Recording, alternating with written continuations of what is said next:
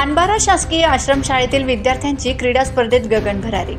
क्रीडा व युवक सेवा संचालनालय, महाराष्ट्र राज्य पुणे तथा जिल्हा क्रीडा अधिकारी कार्यालय नंदुरबार यांच्या संयुक्त विद्यमानाने आयोजित नवापूर तालुकास्तरीय व्हॉलीबॉल स्पर्धेचे उद्घाटन शुक्रवारी श्री शिवाजी हायस्कूल व कनिष्ठ महाविद्यालयात झाले।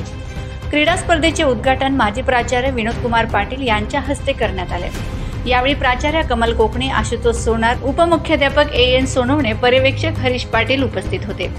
तालुका संयोजक नरेश जयस्वाल व सल्लागार राजेंद्र साळुंखे यांनी तालुकास्तरीय स्पर्धेचे नियोजन केले।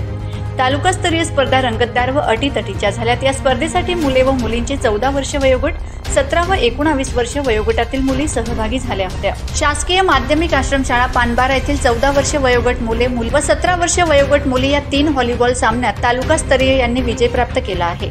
त्यांची जिल्हास्तरीय व्हॉलीबॉल स्पर्धेत निवड झाली आहे। पानबारा आश्रमशाळेतील विद्यार्थ्यांचे प्रकल्प अधिकारी चंद्रकांत पवार, सहाय्यक प्रकल्प अधिकारी निर्मळ माळी तसेच नवापूर पोलीस ठाण्याचे पोलीस उपनिरीक्षक मनोज पाटील यांनी देखील विद्यार्थ्यांचं कौतुक केलं आणि आदींनी सुद्धा कौतुक केलं आहे। शाळेचे मुख्याध्यापक आर.डी. गावित, संघ व्यवस्थापक अजय कोकणी, रणजित वसावे, गुलाबसिंग गावित, रवीश वसावे, अरुणा